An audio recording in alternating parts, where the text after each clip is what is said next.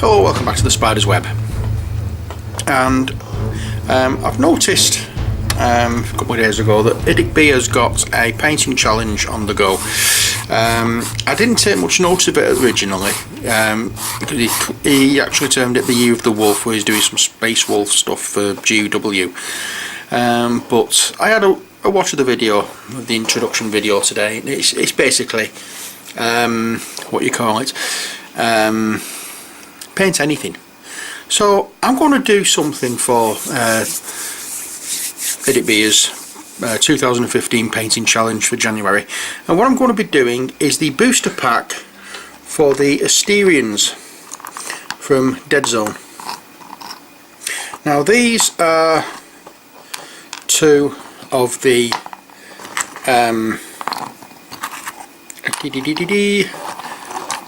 two of the little chappies along with the vehicles. I'm going to put the vehicles to one side at the moment. I'm not going to be touching them for the time being. Now what I've done is I've where are we? Now then, that goes in there, that goes in there. That's the for that one. That's better. Right, so what we're going to be doing in this is quite simply we're going to go through and get the Asterian starter set done in January. So this is going to be the first video I do for it, and that's how they look. Now I'm not sure whether that actually reminds you of something or not, but for me it was quite reminiscent of a certain thing, a certain Marvel superhero. So what I've done is I've primed them all black, as you can see, and then what I've done is I've taken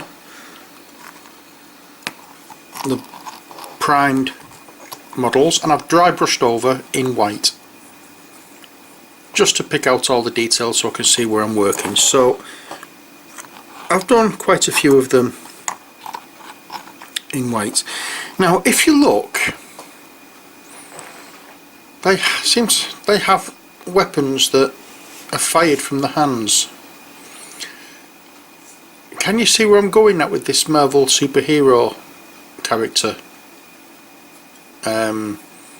theory of mine? I hope so, because I have just made a start on two of them. Here's one that I've base coated and primed.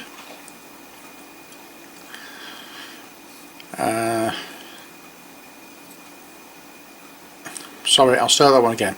I've base coated and given an initial wash to, and I've filled in, as you can see, the perm blaster there. And here's the one that I class as being finished to the standard that I'm happy with. I may just lighten up the gold on here a little bit, but other than that I'm quite happy with it. So what I've done with this for the gun, I've dry brushed over the gun with Iron Breaker. I've given it all a wash with Null Oil, and then I've come along again and given it another dry brush over the top with steel, Runefang steel, sorry. As you can see on these, I've added little bits to the base to make it a little more interesting, because they're only small, very thin, slender pieces or models, so they'd look a little bit swamped, especially some of them actually have their own bases, like this fella. Where is he? I'm sure there's another one. No, there's only this one. This guy's got his own base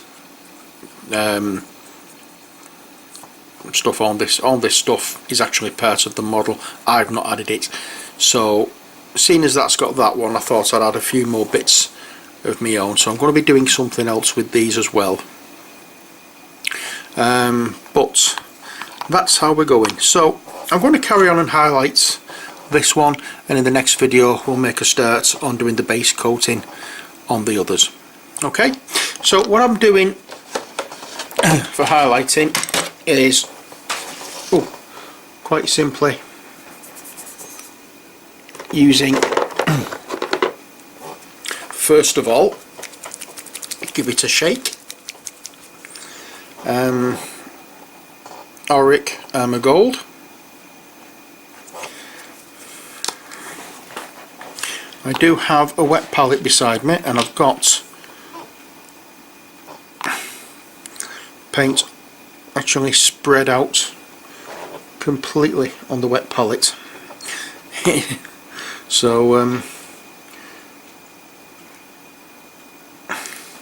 did I use the Auric Armour Gold on this? This is the previous one that I said I was going to brighten up the gold areas on it. Yeah, I think I did. Yeah, it looks the same. Okay, so why am I doing that now in the tub? I don't want to be in the tub because I've got some of the paint put on my wet palette, and we're just simply going to brush over the top areas where the light's going to hit with the brighter Auric Armour Gold, and a little bit down the edges of this as well, just to show that the light is hitting there. And also we'll just do a thin line beneath that bit of a crease, and we'll do a very similar thing down there and paint that in as well. Also do the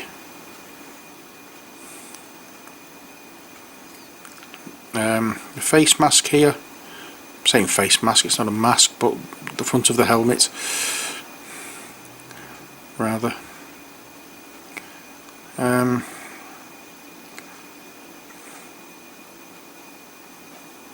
There we are. And we also definitely need to do the top of it, as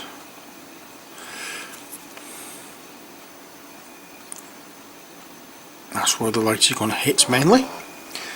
Okay, next area to do is the chest area, and that's just going to be a little bit there and just a bit of a waft down the front, and the same on that side. Make sure that area is covered, and then like so. I think I am going to have to go back over some of this with the previous gold that I've used, which was the Balthazar gold, but not to worry, can always be done. And so we're just looking now for different areas where the light is going to hit.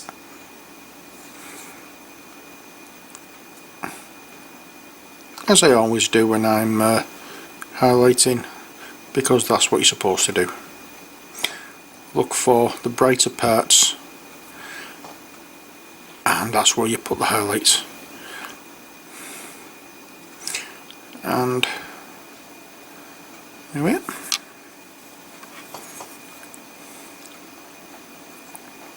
So that's the highlight for the gold sorted out. Oh, hang on, I've missed that. I'd seen it as soon as I started saying, and as per usual, my phone goes off as I start doing this, and I've only recently put the volume back on my phone after being at the hospital doing my Thursday afternoon show this afternoon, but never mind, it's gone off pretty quick. There we are. So there we have the highlighting for the gold. I don't think there's any more needs to be done. I was going doing the edge here, which hasn't seemed to have taken with the Balthazar Gold. Let's have a look on this side. The same there as well. I'll just do that edge.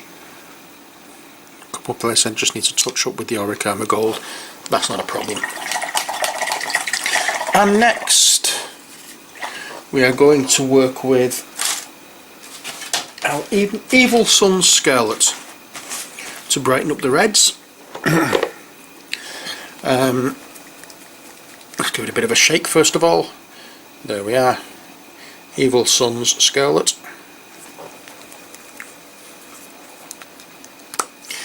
And we'll also be coming back over as well.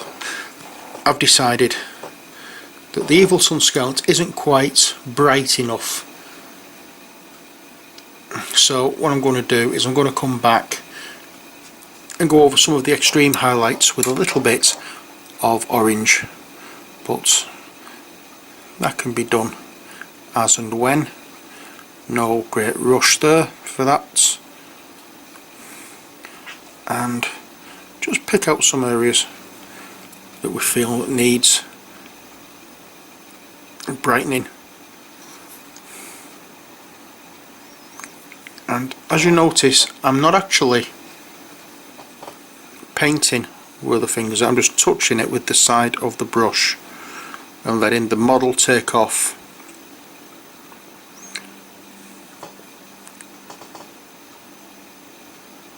where the colour needs to go. That's mainly because it's a fiddly little area there, and this brush doesn't come to an incredibly good point, so that's why I'm doing it that way. Now, as far as the top of the helmet goes, again, just touching. There are ridges at the top, so I don't want to cover in all those ridges, so again I'm just touching with the side of the brush in the hope that it will cover properly and keep the ridges visible. And now the arms.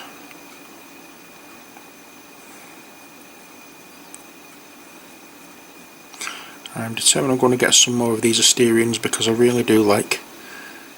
I wasn't so keen at first, but since actually looking and starting painting these and deciding on this particular colour scheme, I do quite like them. Could say in a way they've grown on me like a wart. No, they're not that bad. Well, actually, the models first appealed to me at first, and then it was just when I started putting them together I thought these are a bit fiddly, these are not going to be much fun. But actually, after starting painting some of these, I've really enjoyed playing about with them, so I'll be getting some booster packs for these and the specialist squad and whatever else, because I do like them. There we are. I'm just going to say I'm trying to keep away from where the light won't hit and spend more time concentrating on where the light will hit.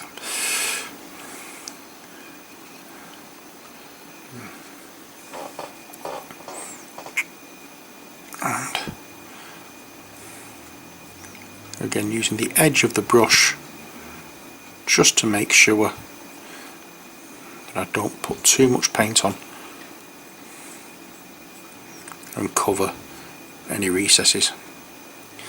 And I've just realised as well there's a couple of other places that I needed to put some of the gold, but that's not a problem. I can always go back and add more. I'm not restricted at any stage to when I can do something. There we are. So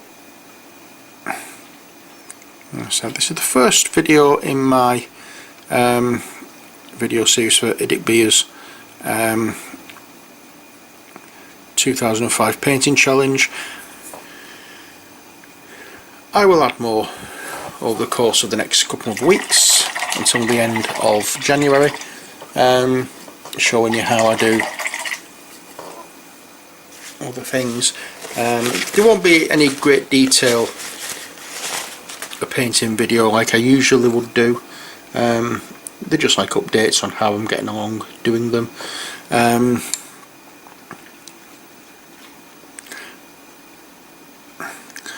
But once I get the other sets, I may actually do a painting video showing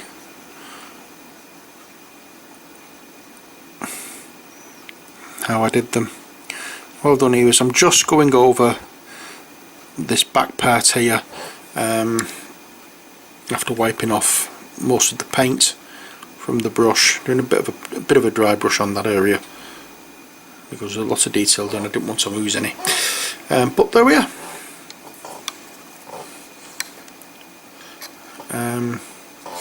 What I think I will do, however, is I will get a fine pointed brush because I'm not happy with that blaster palm weapony thingy. So using Troll Slayer Orange, I'm just going to get a little bit there like so, and I'm just going to go over that part, and while it is still wet,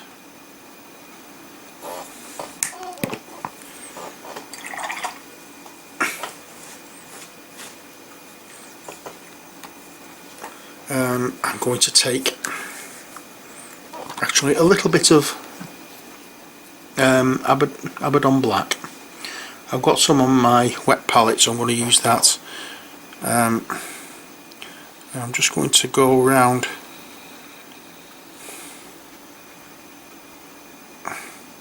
the area first of all, while the middle is still wet now. I will, in fact, no. What I'm going to do is on the top, I'm going to use a little bit of it's either Runefang Steel or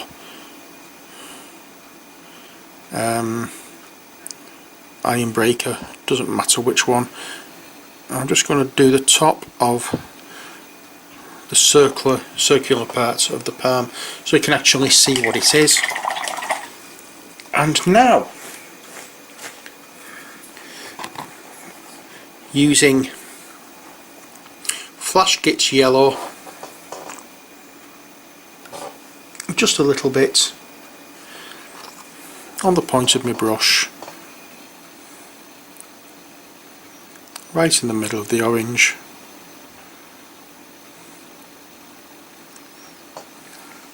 There we are. I will do that for each time there is one for an orange. Oh dear God. Every time there's a palm weapon, so there's that one, there's two there, and there's one there. We will do that technique on those.